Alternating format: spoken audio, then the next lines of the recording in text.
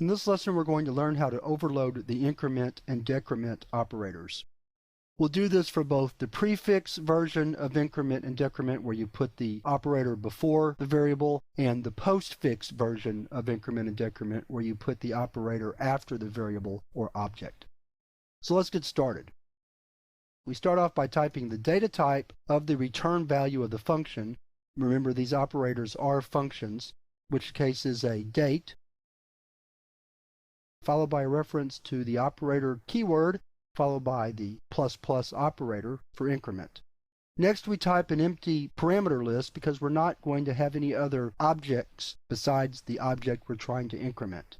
Then we open the function body, and inside the function body we simply increment that piece of the date object we want to increment, which in this case will be days.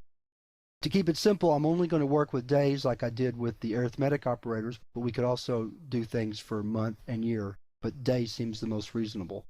Then, after we've incremented the day, we have to return the current object, so we have to return a pointer to this. We learned how to do that in the last lesson, so we're comfortable with this pointer, and we have to dereference it to return it as the return value of the increment operator. While we're at it, let's just go ahead and do decrement also.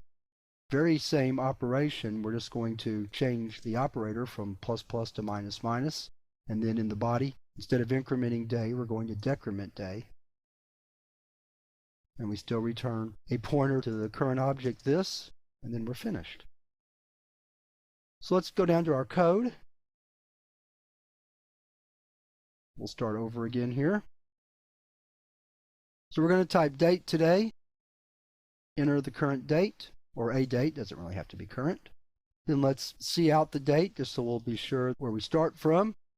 Increment today, write it out. Increment it one more time, write it out again, and then decrement it once to test that operator, and then write it out. Make sure we don't have any lingering code. There's not. So let's build and run the program. So we started out with 23, then we went to 24, then we incremented to 25, and then we decremented back to 24. So the increment and decrement operators, at least in the prefix version, work just like so. Now let's do the postfix version, which is just a little bit more difficult. Remember that postfix has a different meaning than prefix with increment and decrement. Let me go back to the code so I can demonstrate that. So first off, we're going to create a variable called I and set it to 1. Then we're going to increment it by 1. Postfix, that makes the value of I 2. Now we're going to create a new variable j and assign it the current value of I incremented postfix. What happens here is that the current value of I is assigned to j before I is incremented, so the current value of I is 2. That's what gets assigned to j. And then the increment occurs, and so I becomes 3, but not until it's assigned its value to j. We don't really want to have our date class perform this kind of, for lack of a better term, tricky operation, but we still want to be able to provide the ability to increment a date object, either prefix or postfix.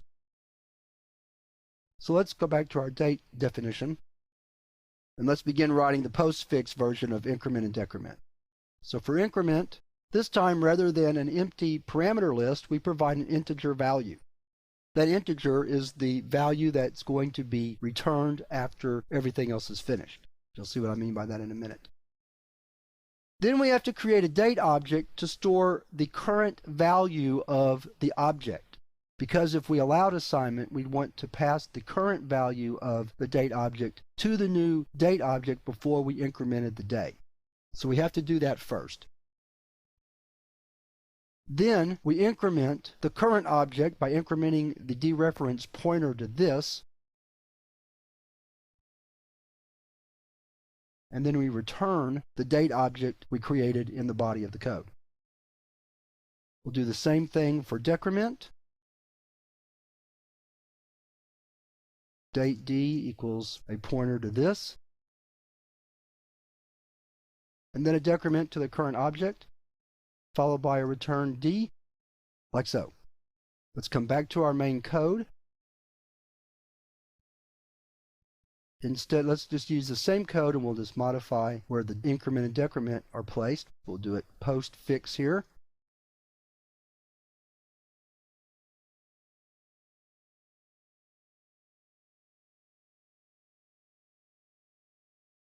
Let's build and run the program, and we get the same result. So we can use either form of increment decrement to increment and decrement our date objects. That's the end of the operators we're going to cover in this chapter. In the next video, we're going to work an exercise where we add overloaded operators to the time class we developed in the exercises in the last chapter.